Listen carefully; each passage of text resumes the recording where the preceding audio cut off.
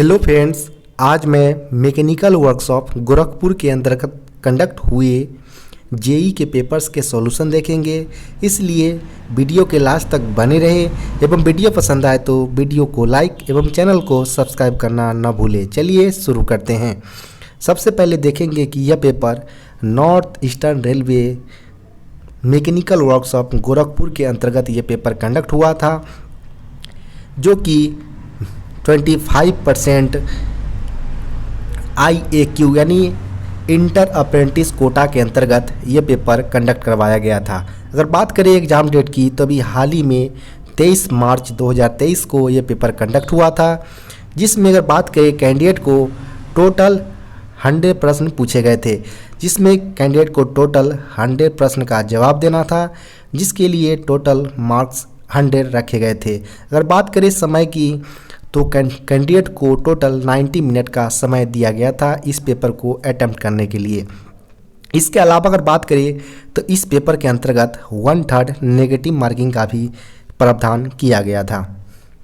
आगे चलिए देखते हैं कि इस पेपर के अंतर्गत कौन कौन से प्रश्न पूछे गए थे। सबसे पहले प्रश्न की बात करें यहाँ पर तो पहला प्रश्न पूछा गया था, international women day is celebrated on which date in India, यानी अंतर्राष्ट्रीय महिला दिवस भारत में किस तारीख को मनाया जाता है। तो यहाँ पर बात करें इंटरनेशनल वुमेंस डे की तो वह प्रत्येक वर्ष 8 मार्च को मनाया जाता है। तो यहाँ पर हमारा ऑप्शन नंबर बी करेक्ट उत्तर हो जाएगा। नेक्स्ट प्रश्न की बात करें यहाँ पर तो पूछा गया था, विच player is given the title of flying Sikh. Miss flying Sikh की उपाधि किस खिलाड़ी को दी जाती है यानी दी गई है। तो फ्लाइंग सिख की अगर बात करें तो यह मिल्खा सिंह को दिया गया है। तो यहाँ पर हमारा ऑप्शन नंबर सी इसका सही उत्तर हो जाएगा। यह उपाधि उनको 1960 में अब्दुल खालिक जो पाकिस्तान के रनर थे उसको हराने के बाद उनको यह उपाधि अयूब खान के द्वारा जो पाकिस्तान के जनरल थे उसको द्वारा यह फ्लाइंग सिख की उपाधि मिल्खा सिंह को दिया गया था। तो यहाँ पर आपका सही उत्तर Milkha Singh option number C correct उत्तर होगा। नेक्स्ट प्रश्न की बात करें तो नेक्स्ट प्रश्न पूछे गए थे यहाँ पर, presentation of the first ever railway budget in India held in. Miss Bharat में अब तक का पहला रेल बजट कब पेश किया गया था। तो पहला बजट की अगर बात करें तो अंग्रेजों द्वारा पहली बार रेल बजट को 1924 में पेश किया गया था, जो कि आज़ादी से पहले पेश किया गया था। तो यहाँ पर ऑप्शन नंबर सी इसका करेक्ट उत्तर हो जाएगा। अगर आपसे पूछा जाता है कि आज़ादी के बाद पहली बार कब बजट पेश किया गया था, तो आज़ादी के बाद अगर बात करें तो यह 20 नवंबर 1947 को यह बजट पेश किया गया था, जिस समय हम भारत के जो रेल मंत्री थे वह जॉन मथाई थे।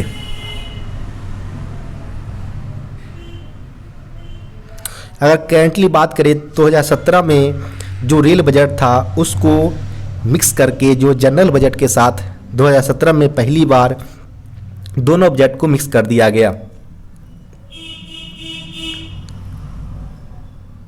नेक्स्ट प्रश्न की बात करें यहाँ पर तो at which of the following places rail coach factory is established. मिस की निम्नलिखित में से किस स्थान पर रेल कोच फैक्ट्री स्थापित है। यहाँ पर रेल कोच फैक्ट्री का RCF इसको शॉर्ट फॉर्म होता है, जो कि अगर बात करें तो यह पंजाब के कपूरथला में स्थित है। तो यहाँ पर हमारा सही उत्तर की बात करें तो ऑप्शन नंबर डी इसका सही उत्तर हो जाएगा। जबकि जो पेराम्बूर है, पेराम्बूर में ICF कोच फैक्ट्री या इंटीग्रल कोच फैक्ट्री एस्टेब्लिश्ड है, जहां पर करेंटली में वंदे भारत का निर्माण किया जा रहा है। नेक्स्ट प्रश्न यहाँ पूछे गए हैं, commonwealth games are held every dash years. मिस राष्ट्रमंडल खेल प्रति वर्ष डैश वर्ष के अंतराल पर करवाए जाते हैं। तो कॉमनवेल्थ गेम्स की अगर बात करें तो यह प्रत्येक 4 वर्ष के अंतराल पर करवाए जाते हैं। तो यहाँ पर अब ऑप्शन नंबर सी करेक्ट उत्तर हो जाएगा।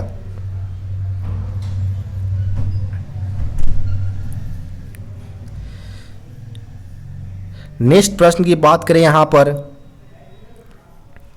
तो नेक्स्ट प्रश्न पूछे गए थे, which state receive the largest outlay in the total expenditures of 13,000 crore on cleaning the Ganga since 2014। Miss 2014 के बाद गंगा की सफाई पर 13,000 करोड़ रुपए के कुल व्यय में से किस राज्य का सबसे बड़ा परिव्यय प्राप्त हुआ था? यानी जो गंगा का सफाई के लिए जो 13,000 करोड़ टोटल सारे स्टेट को अलॉट किए गए थे, इसमें सबसे ज़्यादा किस राज्य को यह अलॉट किया गया था एक्सपेंडिचर्स, वो यहाँ पर पूछे गए हैं। तो सबसे ज़्यादा अगर बात करें तो इस अलॉटमेंट के अंतर्गत उत्तर प्रदेश को सबसे ज़्यादा प्रोवाइड करवाया गया था। तो यहाँ पर ऑप्शन नंबर सी इसका करेक्ट उत्तर हो जाएगा, जिसको अगर बात करें तो टोटल 13,000 में से जो एक्सपेंडिचर्स था वो टोटल 4,205 करोड़ यानी 4205 करोड़ रुपए यूपी यानी उत्तर प्रदेश को दिया गया था गंगा की सफाई के लिए। तो यहाँ पर ऑप्शन नंबर सी करेक्ट उत्तर हो जाएगा।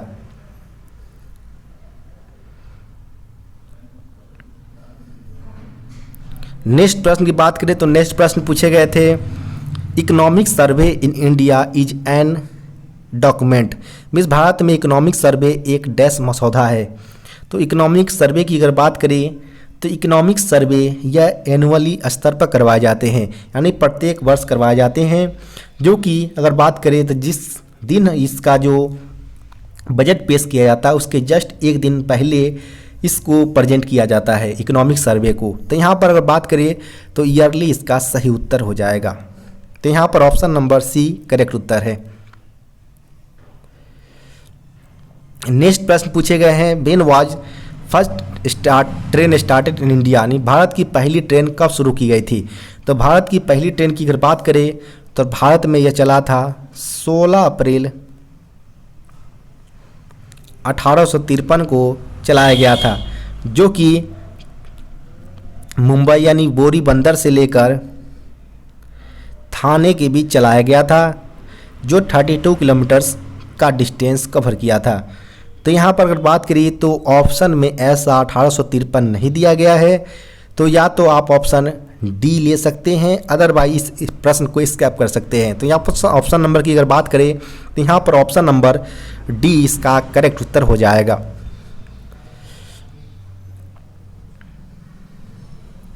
नेक्स्ट प्रश्न की बात करें यहाँ पर तो what is the position of Indian railway in the world according to the length of rail lines. हमारी रेल लाइंस की लंबाई के अनुसार विश्व में भारतीय रेल का कौन सा स्थान है? तो टोटल रेल्स की अगर लाइंस की अगर हिसाब से देखा जाए तो भारत की पूरे विश्व स्तर पर चौथा स्थान पर आते हैं, यानी 4th प्लेसेस पर आते हैं। तो ये ऑप्शन नंबर यहाँ पर डी इसका सही उत्तर हो जाएगा। नेक्स्ट प्रश्न यहाँ पर है, the headquarter of south western railway is situated at. Miss दक्षिण वेस्टर्न रेलवे का मुख्यालय कहाँ स्थित है? यानी जो SWR है उसका मुख्यालय की अगर बात करें तो यह हुबली में स्थित है, यानी ऑप्शन नंबर यहाँ बी करेक्ट उत्तर हो जाएगा।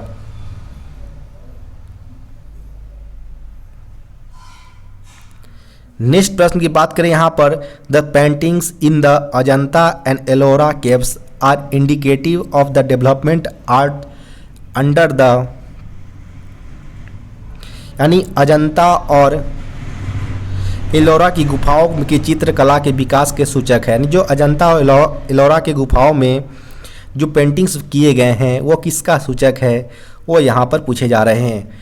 तो इस प्रश्न की अगर बात करें अगर तो अजंता और जो एलोरा गुफाएं हैं वहाँ पर पेंटिंग्स राष्ट्रकूट की जो डेवलपमेंट्स वगैरह है उसको इंडिकेट करता है। तो यहाँ पर ऑप्शन नंबर डी इसका सही उत्तर हो जाएगा।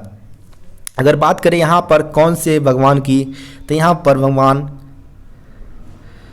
बुद्धा का स्टैचू आपको मिल जाएंगे और यह महाराष्ट्र की औरंगाबाद जिले में स्थित है।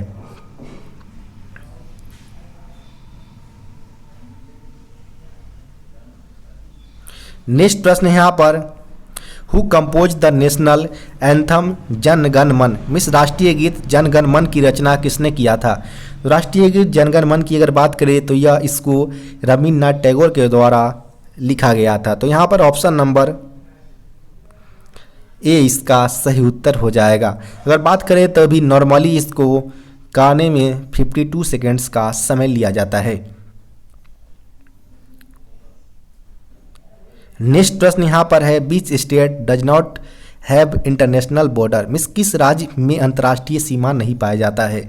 तो अगर बात करें भारतीय स्टेट्स की तो जो 4 ऑप्शंस दिए गए हैं उसमें असम जो आता है वह बांग्लादेश के साथ अपना बॉर्डर शेयर करता है, जबकि अगर हिमाचल प्रदेश की अगर बात करें तो हिमाचल प्रदेश अपना बॉर्डर चाइना के साथ जो तिब्बत वाली इलाका है वहाँ पर यह अपना बॉर्डर शेयर करता है, जबकि उत्तर प्रदेश जो है वो नेपाल के साथ अपना बॉर्डर शेयर करता है।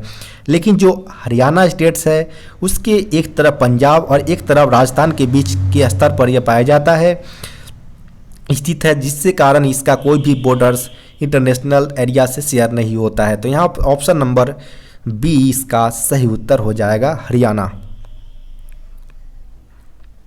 नेक्स्ट प्रश्न है, dash is classical dance form of Uttar Pradesh, यानी डैश उत्तर प्रदेश का शास्त्रीय नृत्य है, यानी जो क्लासिकल डांस जो है उत्तर प्रदेश का वो कौन सा है वो पूछे गए हैं यहाँ पर। तो उत्तर प्रदेश की अगर क्लासिकल डांस की अगर बात करें तो कथक इसका सही उत्तर हो जाएगा। तो यहाँ पर ऑप्शन नंबर डी इसका सही उत्तर है। इसके अलावा अगर बात करें तो जो मोहिनी अट्टम है, मोहिनी अट्टम वह केरल का क्लासिकल डांस है। कुचिपुड़ी की अगर बात करें तो यह आंध्र प्रदेश का है, आंध्र प्रदेश का, जबकि कथकली की अगर बात करें तो ये भी केरल का क्लासिकल डांस के अंतर्गत आते हैं। यहाँ पर ऑप्शन नंबर डी कथक जो कि उत्तर प्रदेश का क्लासिकल डांस है।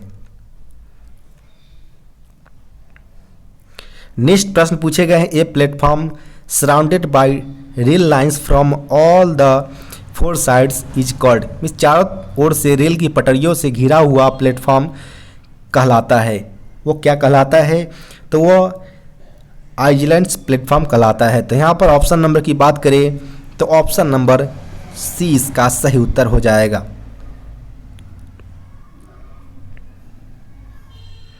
नेक्स्ट प्रश्न की बात करें यहाँ पर तो इन बीच स्टेट्स इज टिहरी बांध सिचुएटेड, यानी टिहरी बांध किस राज्य में स्थित है। तो टिहरी बांध की अगर बात करें डैम्स की तो वह उत्तराखंड स्टेट्स में सिचुएटेड है। तो यहाँ पर ऑप्शन नंबर सी इसका सही उत्तर हो जाएगा, जो कि भागीरथी रिवर पर यह स्थित है। जो उत्तराखंड राज्य के जो भागीरथी रिवर है उस पर टिहरी डैम्स को बनाया गया है। तो यहाँ पर ऑप्शन नंबर सी उत्तराखंड इसका करेक्ट उत्तर हो जाएगा। नेक्स्ट प्रश्न है, which of following is the hardest metal, means निम्नलिखित में से कौन सी धातु का सबसे कठोर है। यानी जो 4 ऑप्शन दिए गए हैं उसमें हार्डेस्ट मेटल पूछा गया है। तो यहाँ पर अगर बात करें जो हार्डेस्ट जो मेटल का कैलकुलेट किया जाता है उसकी यूनिट की अगर बात करें तो उसको मोहज स्केल्स के रूप में हम मापते हैं, यानी जो MPa हम कहते हैं, MPa से हम हार्डनेस को कैलकुलेट किया जाता है। तो यहाँ पर हमारा हार्डेस्ट मेटल पूछा गया है। तो यहाँ पर अगर देखा जाए ऑप्शंस को तो ये हमारा नॉन मेटल है, तो इस प्रकार ये हमारा ऑप्शन नहीं होगा। अगर बात करें इसके अलावा तो टंगस्टन का जो हार्डनेस होता है वो 310 MPa होता है। इसके अलावा अगर बात करें कास्ट आयरन की तो कास्ट आयरन की जो MPa की अगर बात करें तो वह 150 होता है, जबकि क्रोमियम का अप्रॉक्स 700 के अप्रॉक्स होता है। तो यहाँ पर सबसे हार्डेस्ट मेटल क्रोमियम हो जाएगा। तो यहाँ पर ऑप्शन नंबर ए इसका सही उत्तर है, जो कि सबसे हार्डेस्ट मेटल के रूप में आएंगे। नेक्स्ट प्रश्न की यहाँ पर बात करें तो प्रश्न पूछे गए हैं, for steel which one of the following properties can be enhanced upon annealing, यानी जो एनीलिंग करते हैं हम तो निम्नलिखित में से कौन सा गुण एनीलिंग पर बढ़ाया जा सकता है, यानी इनहेस्ट किया जा सकता है। जब कोई भी हम स्टील के लिए एनीलिंग करते हैं तो उस दौरान हमारा जो लचीलापन यानी डक्टिलिटी होता है वो हमारा इनहेस्ट कर जाता है, जिसके कारण हम हार्डनेस को रिड्यूस करते हैं। तो यहाँ पर ऑप्शन नंबर की अगर बात करें तो ऑप्शन नंबर सी डक्टिलिटी यानी लचीलापन हम इंक्रीज कर देते हैं। नेक्स्ट प्रश्न पूछे गए हैं, in normalizing cooling is done in which of the following medium, यानी सामान्यीकरण में निम्नलिखित में से किस माध्यम में शीतलन किया जाता है। जो नॉर्मलाइजिंग किया जाता है कूलिंग, तो वो कौन से medium, beach of the flowing medium, कौन से मीडियम में किया जाता है। तो हम बात करें अगर, तो जब स्टील वगैरह को जब हम क्रिटिकल टेम्परेचर पर 30 to 50 डिग्री तक हम जब गर्म करते हैं और उसके बाद 15 मिनट तक हम तापमान में बनाए रखते हैं, उसके बाद हम एयर में ठंडे करते हैं, उस प्रक्रिया को हम नॉर्मलाइजिंग नाम से जानते हैं। तो इस प्रकार अगर बात करें तो ईयर्स में ईयर मीडियम हमारा इसका सही उत्तर हो जाएगा ऑप्शन नंबर ए।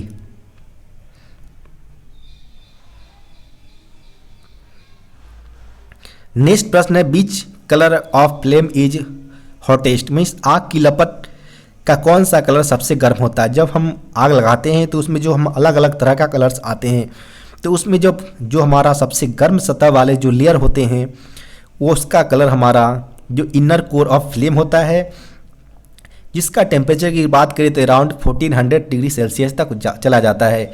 इसका अगर कलर की बात करें तो यह इसका लाइट ब्लू कलर में होते हैं। तो यहाँ पर ऑप्शन नंबर बी ब्लू इसका सही उत्तर हो जाएगा। नेक्स्ट प्रश्न है, seam welding is, means seam dash welding है, तो सीम है जो वह कंटिन्यूअस स्पॉट वेल्डिंग प्रोसेस होता है, यानी जो हम कोई मेटल्स होते हैं सिमिलर या डिसिमिलर मेटल्स, उसको ज्वाइन करने के लिए पीस ऑफ मेटल्स को हम सीम वेल्डिंग का मदद लेते हैं ताकि वो कंटिन्यूअस स्पॉट वेल्डिंग प्रोसेस में जुड़ जाए। तो यहाँ पर ऑप्शन नंबर हमारा बी इसका सही उत्तर हो जाएगा, continuous spot welding process. Next प्रश्न है, step up transformer is used for, जो स्टेप अप ट्रांसफार्मर का प्रयोग किस चीज़ के लिए किया जाता है। दो में स्टेप अप जो ट्रांसफार्मर होते हैं उसको हम वोल्टेज को बढ़ाने के लिए उपयोग करते हैं। तो यहाँ पर ऑप्शन नंबर डी इसका सही उत्तर हो जाएगा, step up voltage. Option number D इसका सही उत्तर होगा। नेक्स्ट प्रश्न है, thermit welding is a form of, means thermit welding किसका एक रूप है। तो थर्मिट वेल्डिंग जो है वह फ्यूजन वेल्डिंग का एक रूप होता है, यानी टाइप्स होते हैं। तो यहाँ पर ऑप्शन नंबर सी इसका सही उत्तर होगा।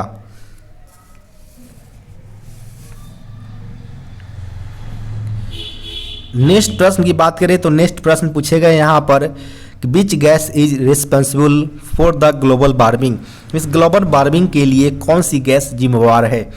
तो ग्लोबल वार्मिंग की अगर बात करें तो इसके लिए कार्बन डाइऑक्साइड जो परसेंटेज होता है, परसेंटेज के मुकाबले देखा जाए तो 60% तक का अप्रॉक्स जो रिस्पॉन्सिबल गैसेज होता है वो कार्बन डाइऑक्साइड ही होता है।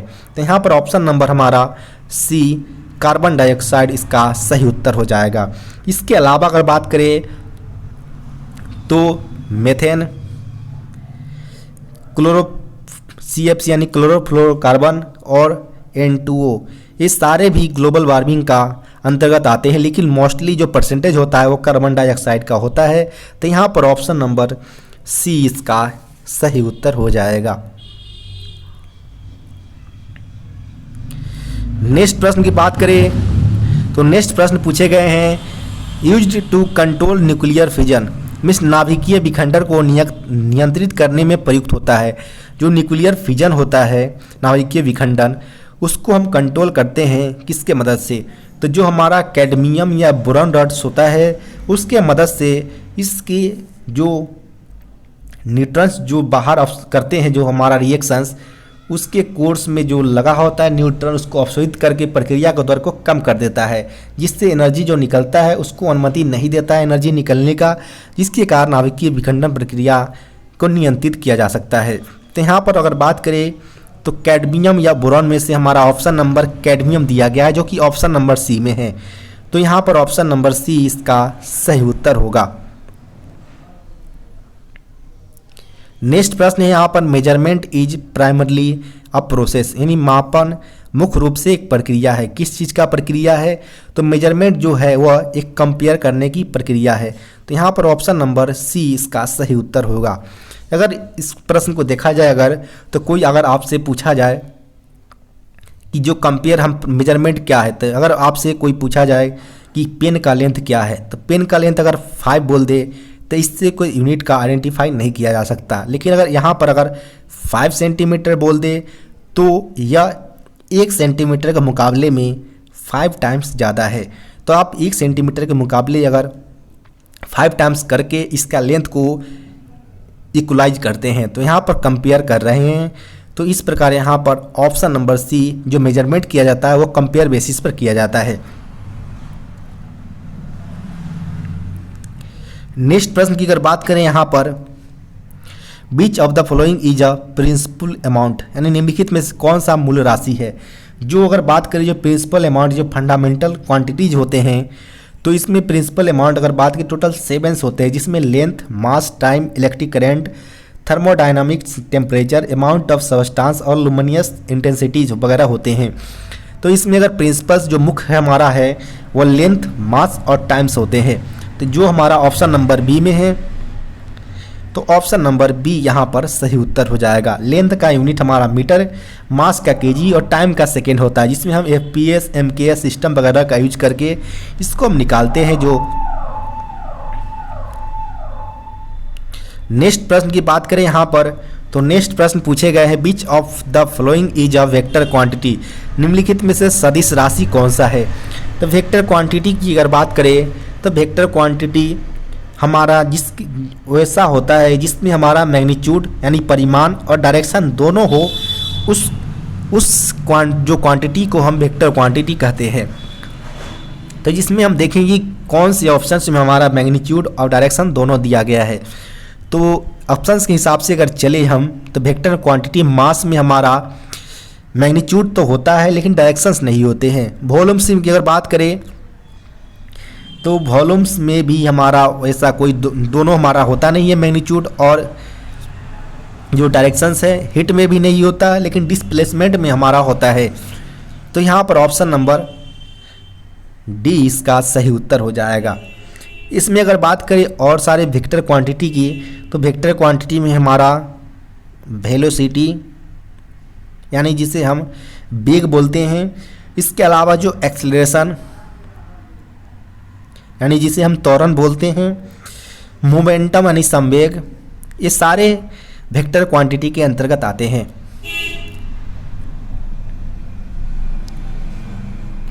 नेक्स्ट प्रश्न की बात करें यहाँ पर, तो which of the following is the unit of velocity, यानी वेलोसिटी का यहाँ पर इकाई पूछा गया क्या होता है। तो वेलोसिटी की अगर बात करें तो यह मीटर पर सेकेंड का यूनिट होता है, यानी मीटर बाई सेकेंड। तो यहाँ पर ऑप्शन नंबर की अगर बात करें तो ऑप्शन नंबर सी इसका सही उत्तर हो जाएगा, मीटर पर सेकेंड।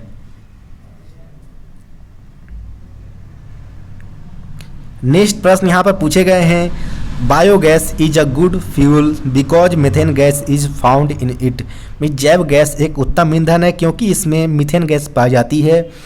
तो बायोगैस के अंतर्गत जो हम उत्तम ईंधन मानते हैं बायोगैस को, इसके अंतर्गत जो मीथेन गैस होता है यानी CH4, उसके परसेंटेज कितना पाया जाता है। तो इसके परसेंटेज की अगर बात करें तो इसमें 75% तक मीथेन गैस पाया जाता है। तो यहाँ पर ऑप्शन नंबर बी इसका सही उत्तर हो जाएगा। नेक्स्ट प्रश्न है, pressure on the reducing the control area with same applied forces, समान बल के साथ संपर्क क्षेत्रफल को कम करने पर दाब कितना होता है। यानी अगर बात करें प्रेशर को रिड्यूस किया जाता है कॉन्टैक्ट एरिया को, तो उसमें विथ सेम अप्लाइड फोर्सेस के साथ, तो उसका क्या प्रभाव पड़ता है। यानी जब समान बल को रखा जाता है फोर्सेस को और संपर्क जो कॉन्टैक्ट एरिया होता है उसको कम किया जाता है, तो प्रेशर पर हमारा क्या प्रभाव पड़ता है। तो चूँकि हम जानते हैं कि प्रेशर्स का फार्मूला हमारा फोर्स बाई जो कॉन्टैक्ट एरिया होता है वो होता है। यहाँ पर बोला गया है कि हमारा जो फोर्स है सेम अप्लाइड फोर्स उसको कांस्टेंट यानी सेम रखना है। तो इस प्रकार अगर बात करें तो जो कॉन्टैक्ट एरिया है उसके इन्वर्सली प्रोपोर्शनल यानी जो हमारा विकृत अनुपात होता है उसका हो जाएगा उस रेशियो में। तो उस केस में यहाँ पर कॉन्टैक्ट एरिया को हमारा कम किया जा रहा है, रिड्यूसिंग कंटेक्ट एरिया। अगर कंटेक्ट एरिया को घटाएंगे अगर, तो इस प्रकार यह ऊपर वाला हमारा क्वांटिटी इंक्रीज करेगा, जिससे हमारा जो प्रेशर है वह बढ़ जाएगा, यानी इंक्रीज करेगा। तो इस फार्मूला के अनुसार देखिए, तो जब भी हम जो फोर्सेज होता है उसको सेम रखा जाता है और कंटेक्ट एरिया को कम किया जाता है, तो हमारा प्रेशर इंक्रीज हो जाता है। तो यहाँ पर ऑप्शन नंबर ए इसका सही उत्तर हो जाएगा। नेक्स्ट प्रश्न की बात करें तो there is a buoyant forces, यानी जो उत्प्लावक बल होता है वो क्या होता है। तो जो बॉयंट फोर्सेस की अगर बात करें तो यह equal to the weight of the object होता है, यानी जो हमारा कोई ये द्रव है इसके अंतर्गत कोई हमारा ऑब्जेक्ट डाला जा रहा है, तो जो ऑब्जेक्ट का फोर्सेस और जो पानी के अंदर जो हमारा अपोजिट डायरेक्शन में जो फोर्स लगता है उसे ही हम बॉयंट फोर्स के नाम से जानते हैं, यानी उत्प्लावक बल के नाम से जानते हैं। तो यहाँ पर ऑप्शन नंबर की अगर बात करें तो option number B equal to the weight of the object इसका सही उत्तर हो जाएगा।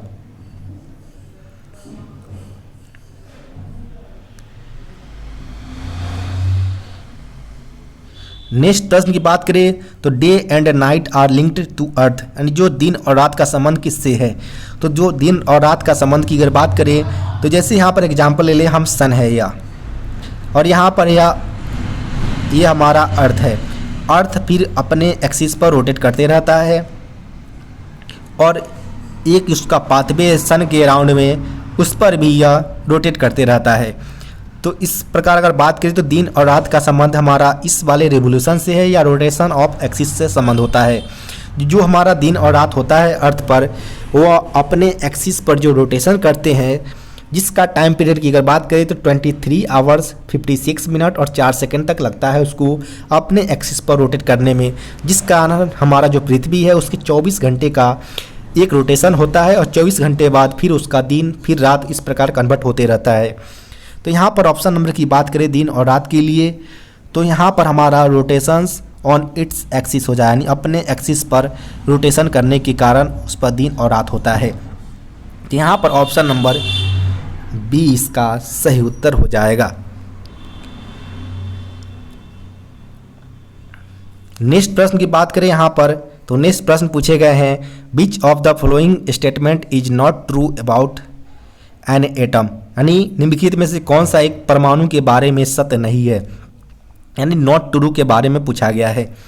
तो एक एटम की अगर बात करें यहाँ पर, तो atom are the basic units from which molecules and ions are formed, यानी जो ऐसा बेसिक यूनिट्स होता है एटम्स जिससे हम मोलिक्यूल्स और आयंस को फॉर्म करते हैं। तो ये हमारा सही उत्तर हो जाएगा, यानी जो परमाणु मूलभूत इकाइयों है जिससे हम अणु और आयंस को बनाते हैं।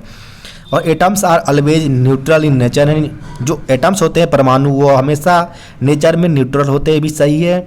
और जो atoms aggregate in the large numbers to form the matter that we can see feel और टच, यानी जो बड़ी संख्या में जो परमाणु को एकत्रित कर हम बनाते हैं, पदार्थ का निर्माण करते हैं, उसको हम देख सकते हैं, छू सकते हैं और महसूस कर सकते हैं। तो ये भी हमारा सही उत्तर हो जाएगा।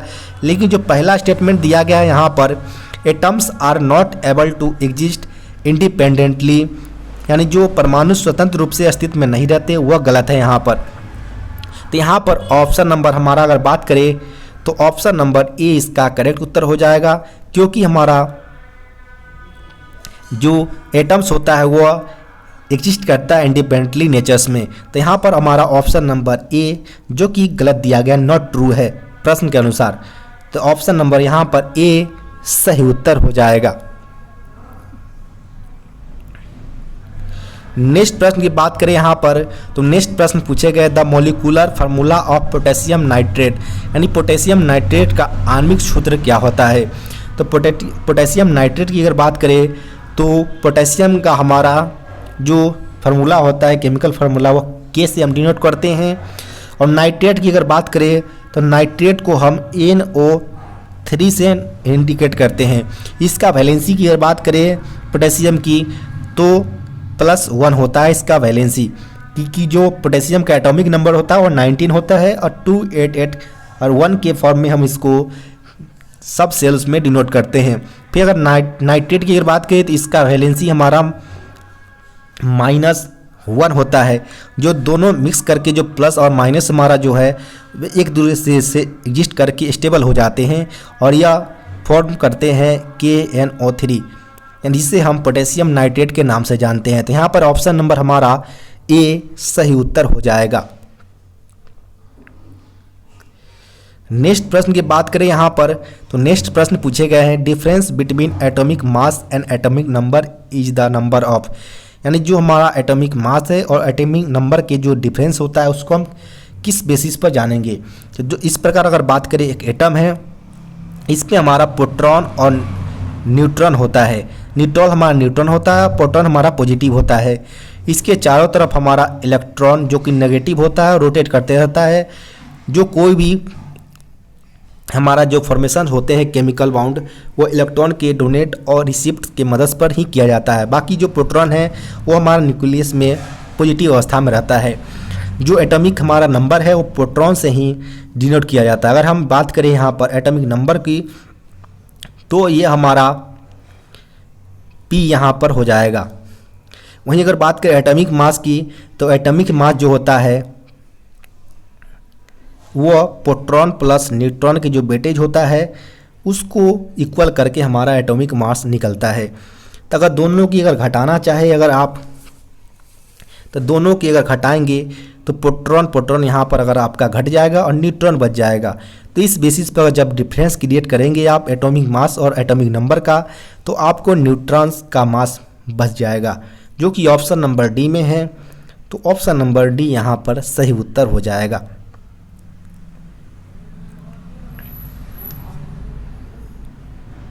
नेक्स्ट प्रश्न यहाँ पर है which of the following represent the correct relation between Avogadro numbers, जिसे हम एन नॉट से डिनोट किए हैं, नंबर्स ऑफ पार्टिकल्स को एन से और मोल्स को एन से।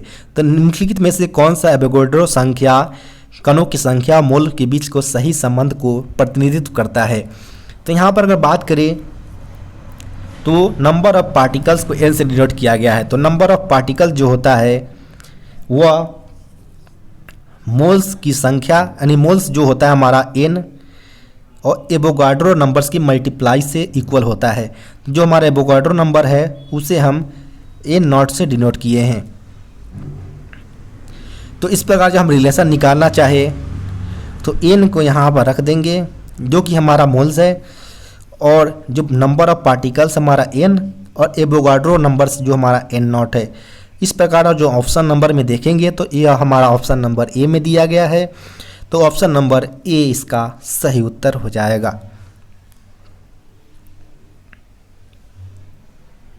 नेक्स्ट प्रश्न की बात करें यहाँ पर, तो ए change in the physical state can be brought about, means भौतिक स्थिति में परिवर्तन लाया जा सकता है किसके मदद से। जो भौतिक अवस्था में जो परिवर्तन लाया जाता है स्थिति में, यदि एनर्जी को दिया जाए या लिया जाए फ्रॉम द सिस्टम से, तो हम उसको जो फिजिकल जो स्टेट्स होते हैं उसको हम चेंज कर सकते हैं। तो यहाँ पर अगर बात की, जैसे हम आइस के लिए अगर बात करें जो कि फिजिकल स्टेट्स जो हमारा होता है ट्रांसफॉर्मेशन उसमें आता है। तो आइस को जब हम हीट करते हैं यानी प्रेशर एनर्जी देते हैं तो वह वाटर में ट्रांसफ़र हो जाता है, ट्रांसपोर्ट। और जब इसको हम कूल करते हैं यानी एनर्जी को हम खींच लेते हैं तो उस दौरान यह फिर से आइस में कन्वर्ट हो जाता है। तो यह हमारा फिजिकल स्टेट्स को दर्शाता है। तो इस प्रकार अगर हम एग्जांपल से देखें तो when energy is either given to or taken out from the system, इसका ऑप्शन नंबर सी करेक्ट उत्तर हो जाएगा। नेक्स्ट प्रश्न है यहाँ पर what is the name of non metal which exist in liquid state at room temperature, यानी उस अधातु का नाम बोलना है, यानी नॉन मेटल्स को जो कि रूम टेम्परेचर पर लिक्विड स्टेट्स में उपलब्ध होते हैं। तो जो हमारा ब्रोमियम है जिसका एटॉमिक नंबर 35 होता है, वह जो रूम टेम्परेचर पर लिक्विड स्टेट में पाया जाता है। तो यहाँ पर ऑप्शन नंबर बी इसका सही उत्तर हो जाएगा, जो कि नॉन मेटल होता है। अगर यहाँ पर अगर आपसे मेटल पूछता है जो कि रूम टेम्परेचर पर लिक्विड अवस्था में होना चाहिए, तो मेटल में हमारा Hg यानी पारा यानी मरकरी जिसे आप बोलते हैं वो लिक्विड स्टेट्स में होता है, जो कि मेटल होता है। नेक्स्ट प्रश्न है यहाँ पर, which of the following non metal is a good conductor of electricity, यानी विद्युत का सुचालक कौन सा अधातु होता है यहाँ पर ऑप्शंस में। तो यहाँ पर नॉन मेटल का बात किया गया है और गुड कंडक्टर ऑफ इलेक्ट्रिसिटी की बात की गई है। तो यहाँ पर बात करें अगर, तो ग्रेफाइट जो होता है वो नॉन मेटल होता है, जो कि कार्बन का ही अपवाद है। और इसकी अगर बात करें तो यह इसके तहत हमारा जो इलेक्ट्रॉन इसके अंतर्गत फ्री अवस्था में मूवमेंट करते रहता है। जब भी हमारा इलेक्ट्रिसिटी का रिक्वायरमेंट होता है तो हमको इलेक्ट्रॉन्स का मूवमेंट कराना होता है किसी भी ऑब्जेक्ट के अंतर्गत। तो इसमें अगर ग्रेफाइट की अगर बात करें तो इसके अंतर्गत भी हमारा इलेक्ट्रॉन्स फ्री मोशंस में मूवमेंट करते रहते हैं, जिससे हमारा इलेक्ट्रिक सप्लाई में काफ़ी हद तक हमारा कंडक्ट हो जाते हैं।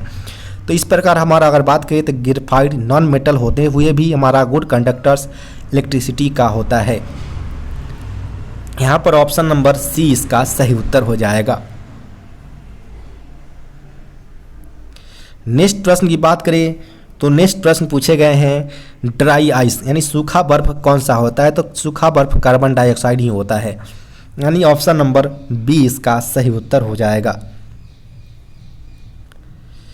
नेक्स्ट प्रश्न पूछे गए यहाँ पर, how many parts does the two perpendicular axes divided the plane up to into, यानी जो हमारा दो परपेंडिकुलर्स एक्सेस डिवाइड होते हैं उसमें 4 क्वाड्रेंट बनाते हैं हमारा। तो इस प्रकार हमारा ऑप्शन नंबर डी 4 इसका सही उत्तर हो जाएगा, जो एक दूसरे से परपेंडिकुलर्स होते हैं। नेक्स्ट प्रश्न पूछे गए, find the solution for the linear equation 2x-3 divided by x equal to 5 है। यहाँ पर एक इक्वेशन दिया गया है जिसमें हमारा x का वैल्यू निकालना है कि x का वैल्यू कितना निकल कर आएगा। तो यहाँ पर अगर बात करें तो 2 और x-3 का वैल्यू हमारा 5 के इक्वल दिया गया है। यहाँ से 2x - 6 बराबर 5x हो जाएगा। यहाँ से अगर आप निकालना चाहे तो 3x बराबर -6 हो जाएगा। 3 से जब 6 में डिवाइड करेंगे आप तो x का वैल्यू -2 निकल कर आएगा। तो जो कि ऑप्शन नंबर भी अगर बात करें ऑप्शन के हिसाब से देखिए तो ऑप्शन नंबर सी में है। तो ऑप्शन नंबर सी आपका करेक्ट उत्तर हो जाएगा। नेक्स्ट प्रश्न यहाँ पर दिया गया है, find the value of x, जो x का दिया गया उसका वैल्यू यहाँ पर कैलकुलेट करना है। जब अगर बात करें यहाँ पर अगर, तो कोई भी एक पूरे एंगल जो होता है वो 180 डिग्री का फॉर्मेशन करता है यहाँ पर एक लाइन्स पर, जो अर्थ सर्किल की तरह होता है।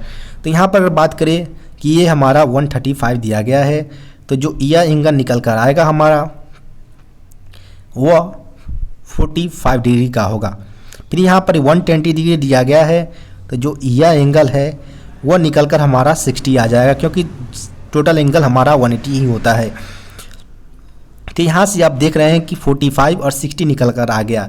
दोनों को आप ऐड करेंगे तो 105 डिग्री यहाँ पर होगा। क्योंकि आप जानते हैं कि एक ट्रायंगल्स को फॉर्म करने पर टोटल 180 डिग्री का ही एंगल बनता है, और यहाँ पर 2 एंगल्स यहाँ पर हमारा निकल गए हैं। तो थर्ड एंगल्स को हम जब 180 से इसको घटाएंगे यानी सब्सट्रैक्ट करेंगे तो आपका 75 डिग्री निकल कर आएगा, जो कि x का वैल्यू होगा। तो यहाँ पर ऑप्शन नंबर की अगर बात करें तो x का वैल्यू 75 है, और ऑप्शन नंबर हमारा बी करेक्ट उत्तर हो जाएगा।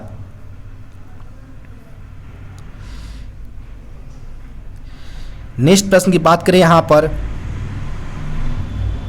तो नेक्स्ट प्रश्न यहाँ पर पूछे गए हैं, from the diagram shown below what is the relation between POS और ROQ। जो POS है हमारा ए वाला एंगल, और जो ROQ है जो ए वाला एंगल, दोनों में क्या रिलेशन है वो पूछे गए हैं। तो टोटल पूरे हमारा एंगल बनते हैं वो 360 डिग्री का बनता है, और जिसमें हमारा जो आमने सामने का जब हम कोई 2 लाइंस को एक दूसरे से इंटरेक्ट करते हैं यानी इंटरसेप्ट करते हैं, तो उस दौरान जो इस वाला एंगल है वो इस वाले एंगल का इक्वल होता है, और जो ए वाला एंगल है वो इस वाले एंगल का इक्वल होता है।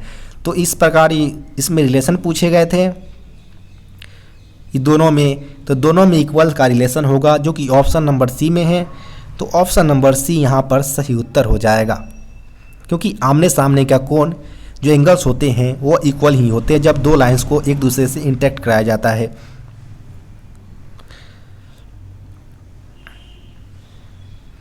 नेक्स्ट प्रश्न पूछे गया, if one pairs of opposite sides are parallel in a quadrilateral it is called, यानी जो एक साइड जो होता है अपोजिट साइड वो पैरेलल हो तो उस क्वाड्रिलेटरल को हम क्या कहेंगे, उस चतुर्भुज को हम क्या कहेंगे। तो यहाँ पर अगर देख ले तो जो एक हमारा साइड है वो पैरेलल है, दूसरा साइड डिफरेंट है। तो जो हमारा पैरेलल साइड है और जब इस तरह का अगर फॉर्मेशन हो तो उसको हम ट्रेपेजियम के नाम से जानते हैं, यानी समलम चतुर्भुज के नाम से जानते हैं। तो यहाँ पर ऑप्शन नंबर ए इसका सही उत्तर हो जाएगा, समलम चतुर्भुज।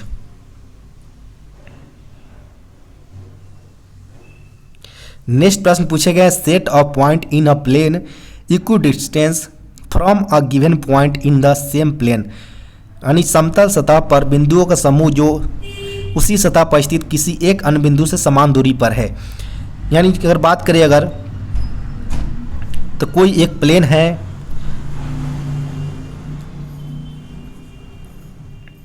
उस पर एक पॉइंट से अगर चारों तरफ से हमारा जो पॉइंट दिया गया है उससे चारों तरफ जो हम प्लेन होगा उसको चारों तरफ हमारा जो डिस्टेंस है वो सेम होगा, जो कि एक सर्किल का फॉर्मेशन करते हैं। तो यहाँ पर अगर बात करें तो ऑप्शन नंबर डी सर्किल इसका सही उत्तर हो जाएगा, जो कि एक पॉइंट से चारों तरफ इसका एक समान दूरी स्तर पर होगा। नेक्स्ट प्रश्न है, Pythagoras theorem is related to, यानी जो पाइथागोरस सिद्धांत होते हैं वो किससे रिलेटेड होता है। जो पाइथागोरस थ्योरम की अगर बात करें तो वो राइट एंगल ट्रायंगल यानी समकोण त्रिभुज से रिलेटेड होता है। इसमें यहाँ पर अगर बात करें कि इस जो भुजे की ए इसको बी मान लिए और इसको सी मान लिए, यानी ये हाइट, ये बेस और ये हाइपोटेनस जिसे हम कर्ण नाम से जानते हैं। सी स्क्वायर को जब हम कर्ण को जब स्क्वायर करेंगे तो जो हमारा हाइट और बेस का स्क्वायर है वह इक्वल आ जाएगा।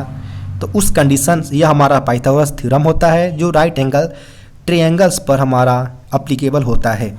यहाँ पर option number C right angle triangle समकोण त्रिभुज इसका सही उत्तर हो जाएगा।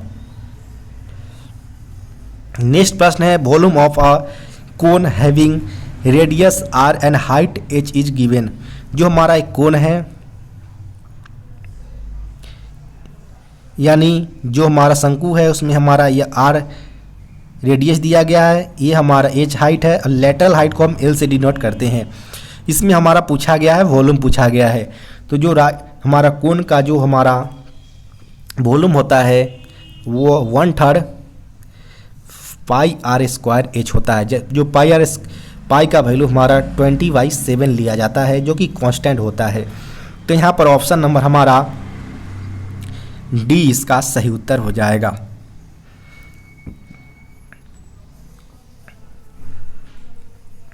नेक्स्ट प्रश्न की बात करें यहाँ पर तो नेक्स्ट प्रश्न पूछे गए, surface area of a sphere of a radius R is equal, यानी जो हमारा गोले का वक्र जो पृष्ठ का क्षेत्रफल पूछा गया है। कोई गोला है इस तरह से हमारा जो कि 3D फॉर्मेशंस में यहाँ पर है।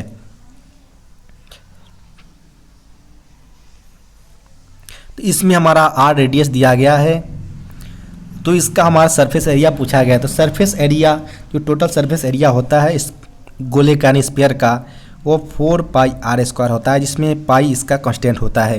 तो यहाँ पर ऑप्शन नंबर हमारा डी इसका करेक्ट उत्तर हो जाएगा। नेक्स्ट आगे जो प्रश्न पूछे गए वो हिंदी से पूछे गए हैं, यानी हिंदी से प्रश्न पूछे गए हैं। इसमें पहला पूछा गया छत्र ज्ञ, ये तीनों कौन सा व्यंजन है वो पूछे गए हैं। जो छत्र ज्ञ होते हैं वह संयुक्त व्यंजन के रूप में जानते हैं। तो यहाँ पर ऑप्शन नंबर ए इसका सही उत्तर हो जाएगा। टोटल जो संयुक्त व्यंजन होते हैं वो 4 प्रकार के होते हैं, जिसमें एक हमारा छ, त्र और ज्ञ, इसके अलावा एक स्र होता है। ये टोटल हमारा संयुक्त व्यंजन का टाइप्स होते हैं, जिसमें जब 2 या 2 से अधिक व्यंजन को मिल से कोई शब्द बनता है उसको हम संयुक्त व्यंजन के नाम से जानते हैं। तो यहाँ पर ऑप्शन नंबर ए इसका सही उत्तर हो जाएगा। नेक्स्ट प्रश्न है पुस्तक का कौन सा शब्द है। तो पुस्तक शब्द होता है वह तत्सम शब्द होता है जो मूल रूप से संस्कृत भाषा से लिया गया है। तो यहाँ पर ऑप्शन नंबर की अगर बात करें तो ऑप्शन नंबर बी इसका सही उत्तर हो जाएगा। यानी जब भी कोई शब्द मूल रूप से संस्कृत भाषा से लिया जाता है उसको हम तत्सम, थोड़ा चेंज कर दिया जाता है उसको तद्भव, जो देसी भाषा उसको देसी और विदेशी भाषा को हम विदेशी के नाम से जानते हैं। तो इस प्रकार टोटल 4 टाइप्स के शब्द का प्रयोग किया जाता है। इसको जो पुस्तक शब्द है वो संस्कृत से सेम टू सेम कॉपी किया गया है। तो यहाँ पर तत्सम इसका सही उत्तर हो जाएगा, ऑप्शन नंबर बी। नेक्स्ट प्रश्न यहाँ पर फूल का कौन सा संज्ञा है। फूल एक पूरे जाति को बताता है जिसमें अलग अलग टाइप्स के फूल आते हैं। तो यहाँ पर ऑप्शन नंबर बी इसका सही उत्तर हो जाएगा। नेक्स्ट यहाँ पर सोना कौन सा संज्ञा है। सोना जो है, जो अगर बात करें तो इसको हम मेजरमेंट करते हैं तो यह हमारा द्रव्यवाचक संज्ञा के रूप में आएगा। तो यहाँ पर ऑप्शन नंबर सी इसका सही उत्तर है। नेक्स्ट है गोल विशेषण है। गोल विशेषण किस प्रकार का विशेषण है। तो गोल जो होता है यानी जैसे अगर बात करें उसका चेहरा गोल है, यानी जो इसका गुण को आइडेंटिफाई हम कर रहे हैं यहाँ पर। तो यहाँ पर ऑप्शन नंबर सी गुणवाचक विशेषण इसका सही उत्तर हो जाएगा, जो कि गोल एक गुणवाचक विशेषण है। नेक्स्ट पूछे गए यहाँ पर तुम जा रही हो यह कौन सा काल है। क्योंकि यहाँ पर जब हम जानते हैं कि है लगा हो तो वर्तमान, था भूतकाल और होंगे तो उस केस में हम भविष्य काल यानी फ्यूचर के रूप में हम लेते हैं। तो यहाँ पर हो लगा है यानी तुम जा रहे हो यानी हमारा वर्तमान काल हो जाएगा, ऑप्शन नंबर ए। नेक्स्ट है नाक कौन सा लिंग है। तो नाक जो होता है, नाक सांस लेने के लिए काम आती है, यानी जो सांस को हम सांस लेने के लिए काम में लेती है। तो यहाँ पर स्त्रीलिंग शब्द सही उत्तर होगा, यानी नाक एक स्त्रीलिंग शब्द होता है, ऑप्शन नंबर बी। नेक्स्ट है जो प्रश्न पूछे गए यहाँ पर नव युवक कौन सा समास है।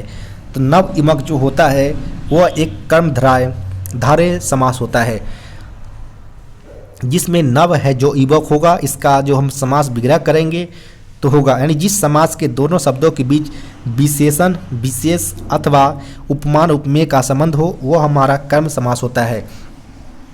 यानी जो नव होगा, नव है जो युवक होगा जिसको हम नव युवक के नाम से जानते हैं वह कर्मधारय समास होता है, यानी ऑप्शन नंबर ए इसका सही उत्तर होगा।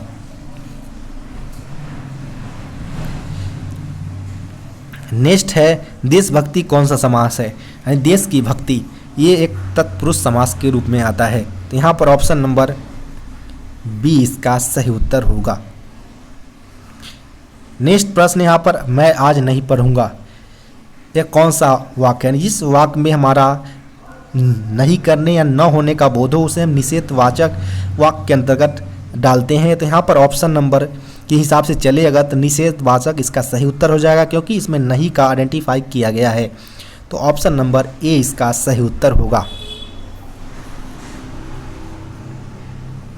नेक्स्ट प्रश्न है यहाँ पर निम्नलिखित अशुद्ध शब्द को यहाँ पर चुनना है कि कौन अशुद्ध शब्द है। तो बीना यहाँ पर सही है, वाष्प सही है, सिंदूर सही है। यहाँ पर साप्ताहिक कुछ नहीं होता है। यहाँ पर अगर करेक्ट फॉर्म की अगर बात करें तो साप्ताहिक इसका सही करेक्ट फॉर्म आएगा। तो यहाँ पर अगर बात करें तो ऑप्शन नंबर ए इसका सही उत्तर होगा, जो कि गलत दिया गया है शब्द, जिसका सही होगा साप्ताहिक। नेक्स्ट प्रश्न की बात करें यहाँ पर तो नेक्स्ट प्रश्न पूछे गए हैं निम्नलिखित में से इच्छा का पर्यायवाची शब्द नहीं होगा। यानी जो 4 ऑप्शन दिए गए इसमें से कौन सा ऑप्शन इच्छा का पर्यायवाची शब्द नहीं, यानी समान अर्थ रखने वाले नहीं है। तो इच्छा की अगर बात करें तो इच्छा का जो अभिलाषा, कामना, लिप्सा, स्प्रिया ये सारे हमारा पर्यायवाची शब्द के अंतर्गत आता है। तो लिप्सा इसका पर्यायवाची शब्द है, कामना भी है। इसके बाद अगर बात करें तो स्प्रिया भी होता है इसका पर्यायवाची शब्द, यानी ऑप्शन नंबर यहाँ पर सी इसका सही उत्तर हो जाएगा, जो कि इसका समान अर्थ रखने वाला पर्यायवाची शब्द नहीं है। नेक्स्ट यहाँ से कुछ प्रश्न अंग्रेजी से पूछ लिए गए हैं। यानी इस पेपर के अंतर्गत हर तरह से टेक्निकल हो या मैथ हो या हिंदी हो या अंग्रेजी, सारे जीके वगैरह को सारे सेक्शंस को इंक्लूड किए गए हैं। इसलिए जब भी आप पेपर में जाए तो थोड़ा थोड़ा सारे सेक्टर्स को आप कवर करके ही जाए, इससे आपको काफ़ी हद तक बेनिफिट होंगे ही होंगे। नेक्स्ट प्रश्न यहाँ पर बात करें अगर, तो पूछा गया the doctor dash an operation, जो डॉक्टर होता है वो ऑपरेशन को परफॉर्म करता है। तो यहाँ पर ऑप्शन नंबर बी इसका सही उत्तर होगा। नेक्स्ट प्रश्न पूछे गए she should be ashamed of her actions, यानी वो उसको करना चाहिए हर अपने एक्शंस पर गिल्ट यानी दोषी यानी होना चाहिए, यानी शो करना चाहिए, शोक बेसिस पर असेम्ड करना चाहिए कि कोई गलत एक्शंस वगैरह हो गए हों। तो यहाँ पर ऑप्शन नंबर सी इसका सही उत्तर हो जाएगा ऑफ। नेक्स्ट प्रश्न है सी सेल, जब भी कोई सेल बिल वगैरह हो, यह एक फ्यूचर इंडेफिनिट टेंस जो होता है, सेल या बिल प्लस वर्ब का पहला रूप होता है, उस केस में अगर लेंगे तो यहाँ पर कॉम इसका सही उत्तर हो जाएगा ऑप्शन नंबर ए। नेक्स्ट प्रश्न यहाँ पर फ्यू एप्लीकेंट्स डैश बैकेड आउट, यानी जो काफ़ी सारे जो फ्यू एप्लीकेंट्स थे वह अपने बैकआउट ले लिए एप्लीकेंट्स को। तो यहाँ पर हमारा सही उत्तर की अगर बात करें तो few applicants have backed out, have के साथ हमेशा V3 फॉर्म का प्रयोग किया जाता है जो कि बैक्ड ऑफ। तो यहाँ पर ऑप्शन नंबर ए इसका सही उत्तर होगा। और फ्यू है जो एक पुलर फॉर्म को डिनोट कर रहा है, इसलिए यहाँ पर हैव का हम प्रयोग करेंगे। नेक्स्ट प्रश्न यहाँ पर हिज वर्क डैश अप्रिसिएबल, यानी उसका काम को अप्रिसिएबल है, यानी हिज वर्क्स आर अप्रिसिएबल। तो यहाँ पर ऑप्शन नंबर की बात करें तो ऑप्शन नंबर ए इसका सही उत्तर है, यानी उसका काम सराहनीय है। नेक्स्ट प्रश्न है हमारा this set of questions dash pretty easy, यानी जो क्वेश्चंस का सेट बनाया गया था वो काफ़ी यानी आर वेरी इजी यानी प्रेटी इजी हो जाएगा, यानी ऑप्शन नंबर हमारा ए इसका सही उत्तर होगा। नेक्स्ट प्रश्न है Ram and Shyam dash business partners, यानी राम एंड श्याम जो है वो आर बिजनेस पार्टनर, दोनों बिजनेस पार्टनर्स है, यानी ऑप्शन नंबर सी इसका सही उत्तर होगा। नेक्स्ट प्रश्न है do you like these events, क्या आप इस इवेंट्स को पसंद करते हैं। तो यहाँ पर जब भी हम इस तरह से इस्लामेट्री जो हमारा क्वेश्चंस मास्क वाले क्वेश्चंस होते हैं उसमें हम हमेशा V1 यानी वर्ब पहला रूप का प्रयोग करते हैं। तो यहाँ पर ऑप्शन नंबर बी इसका सही उत्तर हो जाएगा लाइक। नेक्स्ट प्रश्न है melting points of iron in degree centigrade, यानी आयरन का गलनांक डिग्री सेंटीग्रेड में पूछा गया है, तो यह 1539 डिग्री सेंटीग्रेड पर इसका गलनांक होता है, यानी ऑप्शन नंबर यहाँ पर ए सही उत्तर होगा।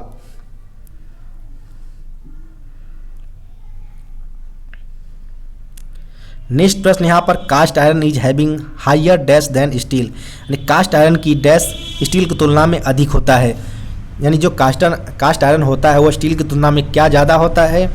तो जो अगर बात करें अगर यहाँ पर तो जो कंप्रेसिव स्ट्रेंथ होता है जिससे हम आयरन को जो बेंड वगैरह होता है वो नहीं कर पाते हैं, स्ट्रेट रहता है मैक्सिमम, तो वो कास्ट आयरन जो स्टील के मुकाबले ज़्यादा होता है। तो यहाँ पर कंप्रेसिव स्ट्रेंथ इसका सही उत्तर हो जाएगा ऑप्शन नंबर सी। नेक्स्ट प्रश्न की यहाँ पर बात करें तो the permanent mode of deformation of a material known, यानी किसी सामग्री का विरूपण का अस्थायी तरीका डैश के रूप में जाना जाता है। कोई भी सामग्री का जो हम परमानेंट डिफॉर्मेशंस करते हैं उसको हम प्लास्टिसिटी के नाम से जानते हैं, यानी प्लास्टिसिटी, यानी ऑप्शन नंबर यहाँ पर बी सही उत्तर हो जाएगा।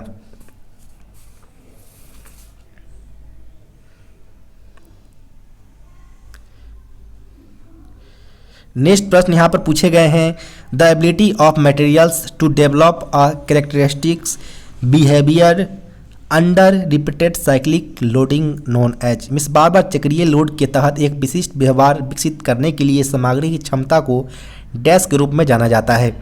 जब हम काफ़ी रिपीटेड साइक्लिंग करते हैं लोडिंग की तो उस दौरान जो हमारा एबिलिटी डेवलप होता है मटेरियल के बिहेवियर का वो उसको हम फैटिक के नाम से जानते हैं। तो यहाँ पर ऑप्शन नंबर डी इसका सही उत्तर हो जाएगा फैटिक।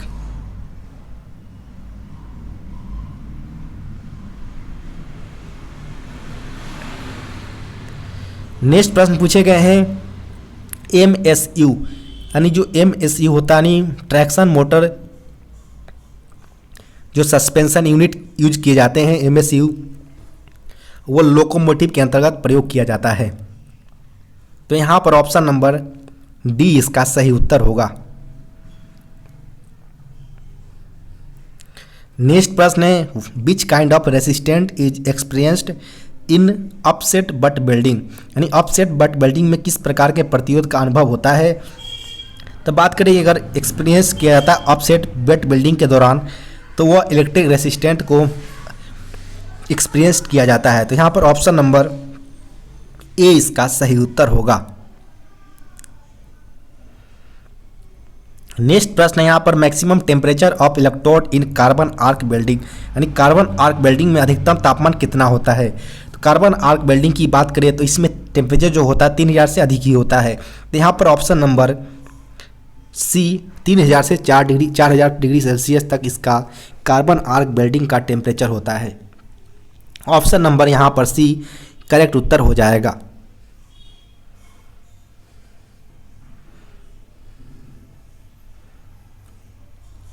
नेक्स्ट प्रश्न पूछे गए हैं the process of carbon arc welding is not used for which of the following material, निम्नलिखित में से किस सामग्री के लिए कार्बन आर्क वेल्डिंग की प्रक्रिया का उपयोग नहीं किया जाता है। यानी जो कार्बन आर्क वेल्डिंग होता है उसके अंतर्गत अगर बात करें तो आयरन पर यह प्रक्रिया नहीं अपनाया जाता है। तो यहाँ पर ऑप्शन नंबर की बात करें तो ऑप्शन नंबर यहाँ पर डी सही उत्तर होगा।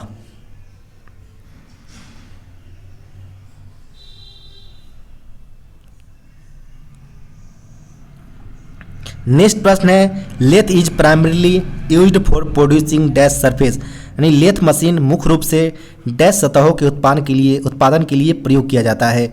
तो लेथ का अगर बात करें तो लेथ को फ्लैट, कर्व या टेपर सारे तरह के सतहों का निर्माण करने के लिए प्रयोग किया जाता है। तो यहाँ पर ऑल ऑफ दीज इसका ऑप्शन नंबर डी सही उत्तर होगा। नेक्स्ट प्रश्न यहाँ पर which type of surface is generally produced by turning operation in lathe machine, lathe machine में टर्निंग ऑपरेशन द्वारा सामान्यतः किस प्रकार की सतह का निर्माण किया जाता है। यानी जब टर्निंग ऑपरेशन कराया जाता है लेथ मशीन में तो सामान्यतः हम बात करें अगर तो इसके अंतर्गत सिलेंड्रिकल सरफेस का निर्माण सामान्यतः करवाया जाता है, यानी जनरली रूप से। तो यहाँ पर ऑप्शन नंबर बी इसका सही उत्तर होगा। नेक्स्ट प्रश्न जो है वो एक मुहावरे पर पूछा गया कि आंखों का तारा यानी बहुत प्यारा होना, यानी किसी के सामने बहुत प्यारा यानी आंखों का तारा होना किसी का। तो ऑप्शन नंबर यहाँ पर डी सही उत्तर होगा। बातें की जलेबी छानना का अर्थ होता है यहाँ पर डींगे हाँकना। तो यहाँ पर नेक्स्ट प्रश्न का सही उत्तर ऑप्शन नंबर सी इसका सही उत्तर होगा। मूर्ख के लिए मुहावरे का सही अर्थ होता है अकल का दुश्मन। तो यहाँ पर ऑप्शन नंबर डी अकल का दुश्मन इसका सही उत्तर हो जाएगा। यहाँ पर पूछा गया है प्रश्न मैं तैरना जानता हूँ I know how to swim, इसका सही उत्तर होगा। ये सिर्फ ट्रांसलेशन कर लिया है, थोड़ा सा बेसिक आप अंग्रेजी को देख लेंगे तो ये सारे प्रश्न को आप अटेम्प्ट करने में आसानी होगी आपको। यहाँ पर है वो आज यहाँ आएगा, तो he will come here today. तो यहाँ पर ऑप्शन नंबर डी इसका सही उत्तर होगा। नेक्स्ट आज बहुत गर्मी है, यानी it is very hot today, यानी ऑप्शन नंबर यहाँ पर डी इसका सही उत्तर होगा। नेक्स्ट प्रश्न है cutting of material during slotting operations takes place in, यानी स्लॉटिंग ऑपरेशन के दौरान सामग्री की कटिंग होती है, किस प्रकार कटिंग की जाती है। तो इसको हम फॉरवर्ड स्ट्रोक की मदद से हम कटिंग करते हैं मटेरियल्स को। तो यहाँ पर ऑप्शन नंबर ए इसका सही उत्तर होगा। नेक्स्ट जो प्रश्न है what is the following parts of slotting machine supports all of the other parts of machine, यानी स्लॉटिंग मशीन का निम्नलिखित में से कौन सा भाग मशीनों के अन्य सभी भागों का समर्थन करता है। तो जो उसका बेस पार्ट्स होता है वो सारे मटेरियल्स पार्ट्स को सपोर्ट करता है। तो यहाँ पर ऑप्शन नंबर ए इसका सही उत्तर होगा।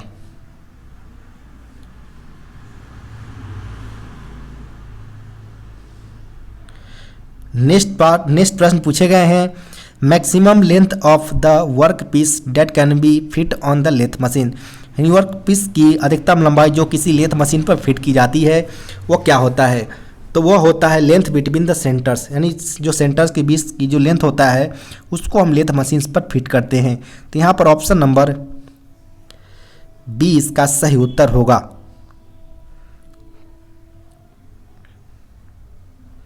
नेक्स्ट प्रश्न है, which of the following attachment is not used in a lathe machine for enhancing its capacity. जो कैपेबिलिटी होता है हमारा उसको इन्हेंस करने के लिए हम कौन सा इसमें अटैचमेंट को यूज नहीं करते हैं? तो जो इनमें से कौन सा अटैचमेंट किसी भी लेथ मशीन की क्षमता बढ़ाने के लिए प्रयोग नहीं किया जाता है?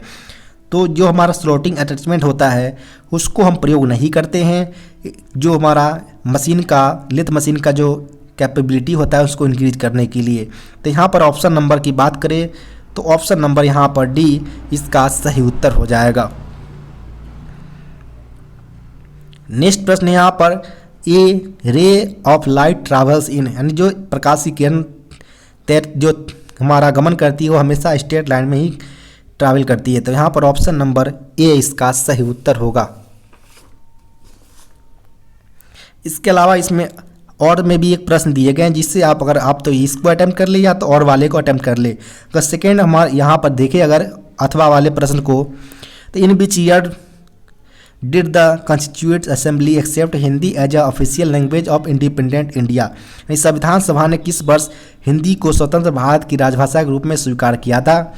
तो यह 14 सितंबर 1949 के दिन ही हिंदी को एज ए राजभाषा के रूप में भारतीय संविधान के द्वारा अपनाया गया था। तो यहाँ पर ऑप्शन नंबर डी इसका सही उत्तर होगा। यहाँ पर आप देख ले कि या तो आप जो ऊपर वाले प्रश्न है उसको अटेम्प्ट कर ले, या तो अगर नहीं पता है उस केस में आप अथवा वाले प्रश्न को अटेम्प्ट कर सकते हैं। दोनों का आप अटेम्प्ट ना करें। नेक्स्ट प्रश्न यहाँ पर पूछे गए हैं, what is the minimum speed of light, यानी प्रकाश की वेग न्यूनतम होता है किसमें होता है? तो जो ग्लास यानी कांच के अंतर्गत जो प्रकाश की लाइट होता है वो कम होता है। ऑप्शन नंबर यहाँ पर डी सही उत्तर होगा। अथवा वाले प्रश्न देखें यहाँ पर, तो who is the chairman of parliamentary committee on official language, यानी संसदीय समिति में अध्यक्ष कौन होते हैं? तो संसदीय समिति जो होता है उसके अंतर्गत जो होता है यूनियन होम मिनिस्टर, यानी केंद्रीय गृह मंत्री इसके अध्यक्ष होते हैं। तो यहाँ पर अथवा वाले प्रश्न का उत्तर ऑप्शन नंबर डी इसका सही उत्तर होगा, यूनियन होम मिनिस्टर। नेक्स्ट प्रश्न यहाँ पर है, विच mirror is used in front of the driver of vehicle, यानी मोटर गाड़ी के चालक के सामने लगा दर्पण होता है उत्तल दर्पण होता है। इसका काम होता है हमेशा जो इमेज बने वो सीधा और छोटा बनाता है बड़े से इमेज को। तो यहाँ पर ऑप्शन नंबर बी इसका सही उत्तर होगा। अथवा वाले प्रश्न की तरफ चले अगर, तो पूछा गया how many languages are included in the 8 schedules of the constitution, यानी संविधान की 8वीं अनुसूची में कितनी भाषाएं शामिल है? तो टोटल 22 भाषाओं को शामिल किया गया है। तो यहाँ पर ऑप्शन नंबर बी सही उत्तर होगा।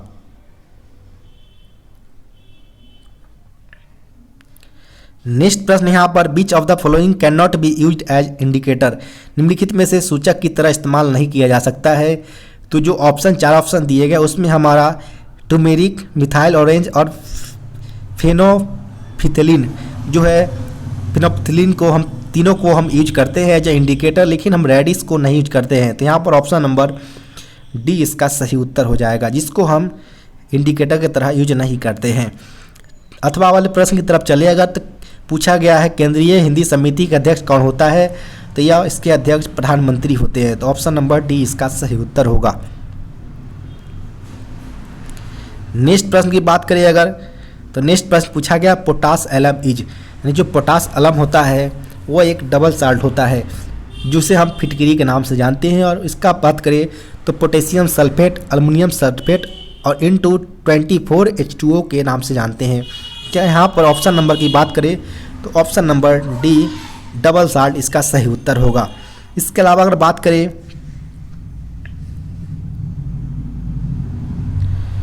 तो इस अथवा वाले प्रश्न की अगर बात करें तो in which languages there is a provision to give a documents related to the disciplinary proceedings to the employees. अनुशासनिक कार्रवाई संबंधी प्रलेख कर्मचारी को किस भाषा में दिए जाने का प्रावधान है। तो जो अनुशासनिक कार्रवाई किया जाता है कर्मचारी के ऊपर, उसके अंतर्गत हिंदी या अंग्रेजी जिसमें कर्मचारी चाहता हो उसके अंतर्गत डॉक्यूमेंट को प्रोवाइड करवाया जाता है। तो यहाँ पर ऑप्शन नंबर डी अथवा वाले प्रश्न का उत्तर होगा। नेक्स्ट प्रश्न यहाँ पर the formula for the curve surface area of a cylinder, यानी बेलन के वक्र पृष्ठ का क्षेत्रफल पूछा गया है। तो जो बेलन होता है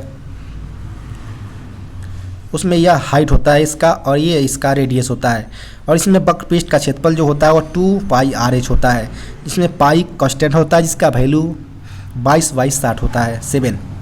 तो यहाँ पर ऑप्शन नंबर सी इसका सही उत्तर हो जाएगा 96 प्रश्न का। अथवा वाले प्रश्न की अगर चलिए अगर तो पूछा गया यहाँ पर when was the department of official language formed, यानी राजभाषा विभाग का गठन कब किया गया था। तो यह जून 1975 इसका सही उत्तर हो जाएगा ऑप्शन नंबर सी।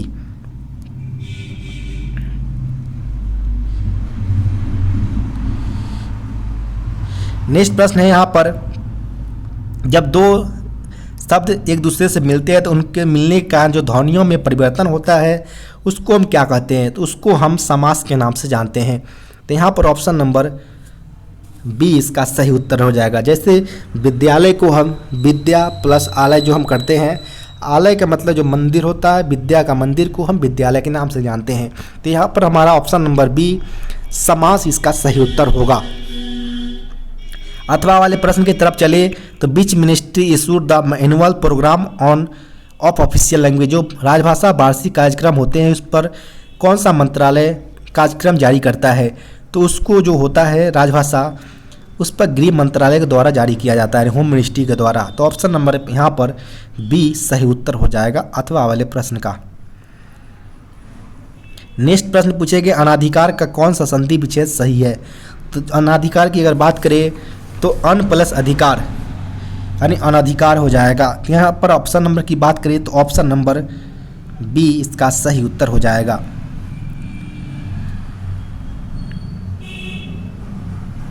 नेक्स्ट अथवा वाले प्रश्न की तरफ चले अगर तो what is the official language of the union of India, यानी भारत की संघ की राजभाषा क्या है। भारत की संघ की राजभाषा जो है हिंदी देवनागरी स्क्रिप्ट यानी देवनागरी लिपि में हिंदी इसका सही उत्तर होगा ऑप्शन नंबर सी।